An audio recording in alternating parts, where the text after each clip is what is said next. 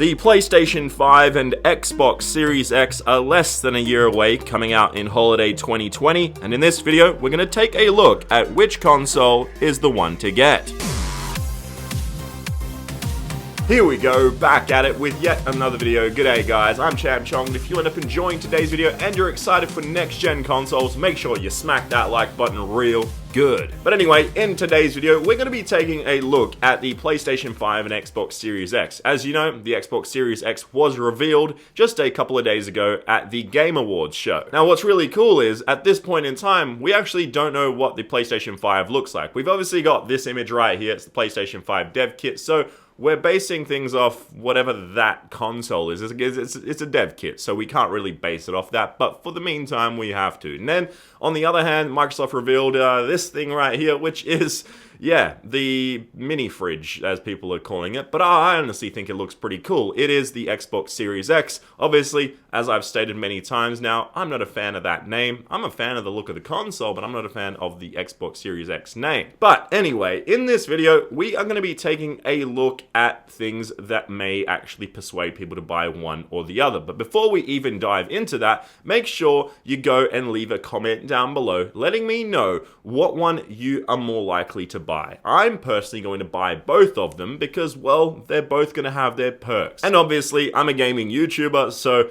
I have to have both anyway, and I'm going to be playing both and getting the exclusives and whatnot on either one. Oh, and just one final side note before we do dive into the comparison and whatnot, I did put up a poll over on my Twitter, and these are the results. So, yeah, I honestly don't know what they are right now because I'm pre-recording this video, but at the time of uploading this or recording this right now, it was sitting at like 55-45 in favor of the PlayStation, so that may have changed, but congratulations to whatever console won, because I guess that's what most people are going to get. Yeah, I guess so. But let's dive right into the first part of the video, and I'm going to be talking about something very, very interesting. So we're going to put this up right here. It is the release date. This is all we really know. It's holiday 2020. So both systems will be out in less than a year from now. They're coming out most likely November next year. We don't know official release dates just yet, but that's what we've got to work with. Most likely, we'll see them both come out within days or a week of each other, so there's not going to be a huge gap between each one releasing. If that does happen, one of them is going to potentially lose a bit of sales because some people may not want to just sit and wait for the other one a month later, but we most likely will see them come out within a week of each other, which is pretty awesome right there. But I want to put this up on screen for you guys. It's the hardware. So what you see on screen right now is pretty much what we know about the consoles and their hardware right now. It's a side-by-side comparison, and you can see they are quite similar. So they aren't too different from each other, which is actually really good. So that means whichever one you get, you'll have a good experience with when it comes to graphics, gameplay, and performance. They are going to be running both pretty powerful systems. You can see right there that the processor is identical. They are going to be pretty much the same. There's going to be obviously little slight differences to them. Now, the RAM, we actually don't know right now exactly what it will be, but you can see that there will be a GDDR6 SD RAM, but we don't know the capacity just yet for the Xbox Series X. As for the PlayStation, we really don't know anything just yet when it comes to RAM. Now, the storage is actually going to be SSD. Now, we don't know exactly what kind of SSD it will be. On the PlayStation, it will be most likely a very custom-made SSD. The exact same goes for Xbox with the Xbox Series X. Now, the capacity, we don't know at this point in time. Hopefully, it will be at least a terabyte of SSD, which will be incredible because they're still going to be trying to sell these systems at about $500 at most. So if they do go for those prices and we do get at least a terabyte with SSD, that's going to be actually pretty amazing. We go further down, and this is what we know right now. The maximum refresh rate for both systems is going to be at 120 Hz, and the maximum output resolution, I should say, is going to come in at 8K. Now, this is just the maximum. This may go and apply just for things like movies or sports or things like that, media playback for 8K. As for the refresh rate, we may only get games sometimes that run at 1080p that will hit that 120 Hz. We don't know just yet, but just what we've been sort of hearing from people like Phil Spencer,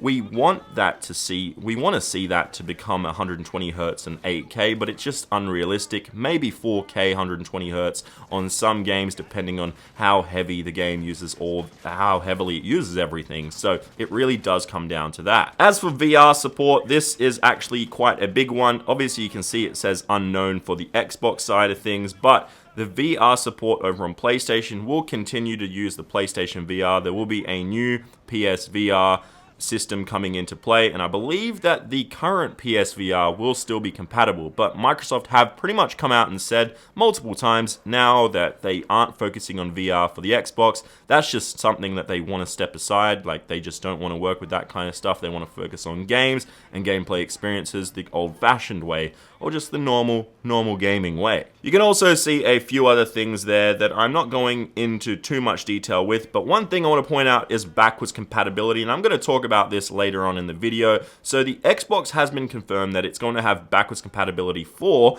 the Xbox. That's the original Xbox. Then you've got the Xbox 360 and Xbox One games. So that is awesome right there. However, on the PlayStation side of things, all that we do have confirmed at this point in time is PS4 games being backwards compatible. So that's good news right there. There's a potential that PlayStation 1 games will be backwards compatible also, maybe PS2, but there's just some sort of like word out there that PlayStation 3 games will not be, so that's kind of a downside if you want to get some old PS3 classics onto your PlayStation 5. So yeah, that's pretty much all that we do know when it comes down to hardware at this point in time. Obviously, we are going to find out more official stuff in the coming months and leading up to June when E3 does come around, but for the meantime, it's actually pretty good that we do know this much, because both PlayStation and Xbox have been giving us just little bits of information here and there, and we've actually been able to compile stuff like this where we can put them side by side as to what we do know at this point in time.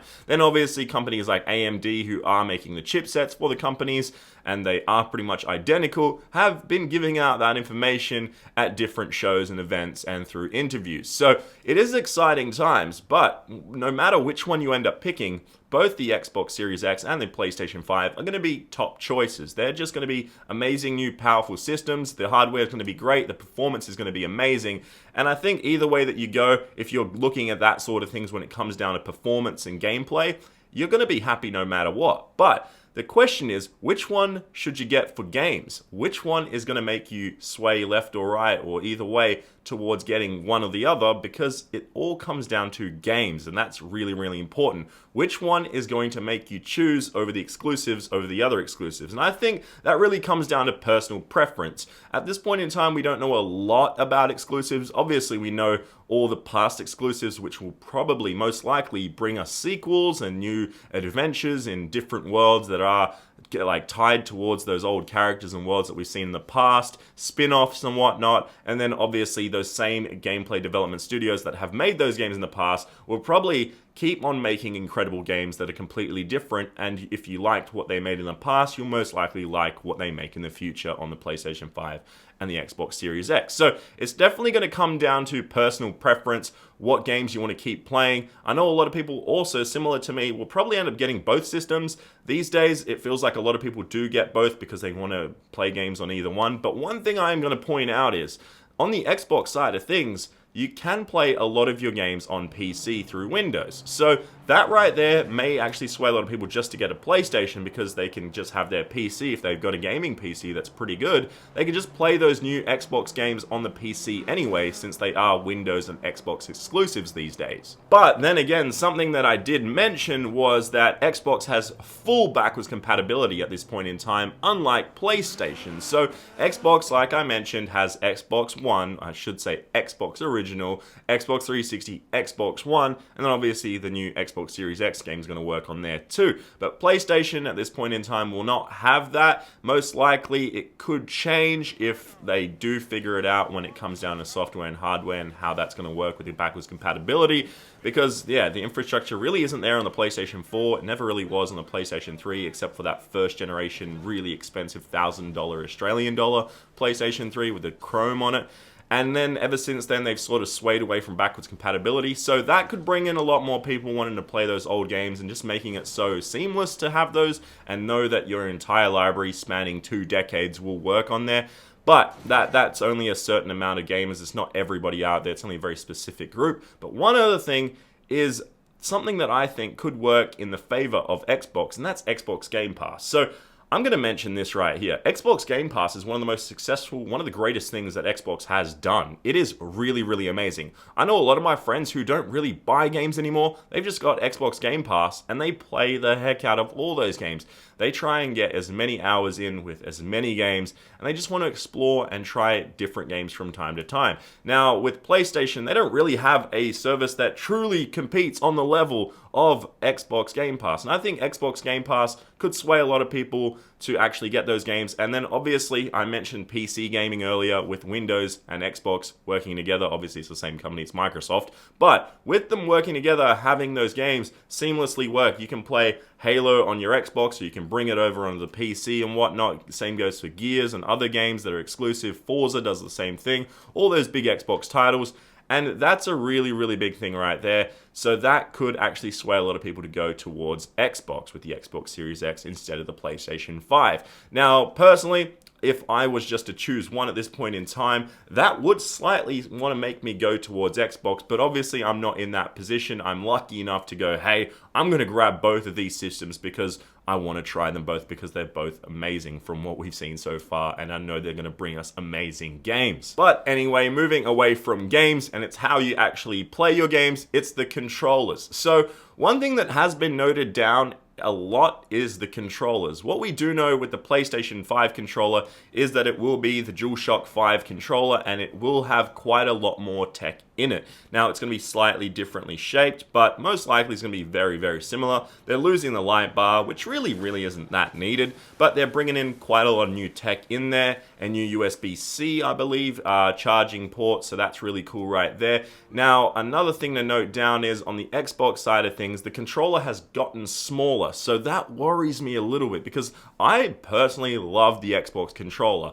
I've always loved the Xbox controller ever since the 360. That was my first Xbox. I never originally had the original Xbox, so I was always a PlayStation player. But with the Xbox 360, once it brought that new controller in, it was way better than the DualShock at the time. And personally, in my personal preference, I still think that the Xbox reigns supreme when it comes down to controllers. And hopefully, this slight adjustment in size of the controller, because it's gone a little bit smaller. They haven't made it too much smaller. Hopefully that doesn't hurt it for me, because I've got quite large hands and I'd hate it if this controller ends up just not fitting in my hand like it has previously, and that would really suck. But what we do know also, besides the size of the Xbox controller changing, is the fact that it will end up having a share button, which is a new feature, but at the same time, PlayStation has had that for many years, so it's not too exciting, but it's a nice welcomed change in addition to the controller, which is awesome. Now, the final thing I want to talk about is something I've always kind of talked about when it comes to new generation consoles, and that is which one to get because of what your friends are getting. Now, this time, it's a bit different. What I mean by that is, last generation, you would get games like Call of Duty or FIFA, you know, those big popular games that everybody gets every single year, and you'd choose a system based on just because of what your friends are getting. But with the huge changes with just in the past year or so, with a lot of these developers and publishers deciding to allow crossplay, and now PlayStation welcoming crossplay along with Xbox, who previously had it, it's no longer a big necessity to go, hey, I'm going to pick this console because my friend here, my friend there, and the friend over there, they all chose that console. I've got to be on the same one. Now you don't need that for those multiplayer games. And I think it's only going to come down to exclusives like I mentioned earlier. I think those third-party multi-platform games, they're going to be cross-play, most likely. It depends down to the development. It depends what PlayStation and Xbox allow next generation, which is most likely going to be allowed because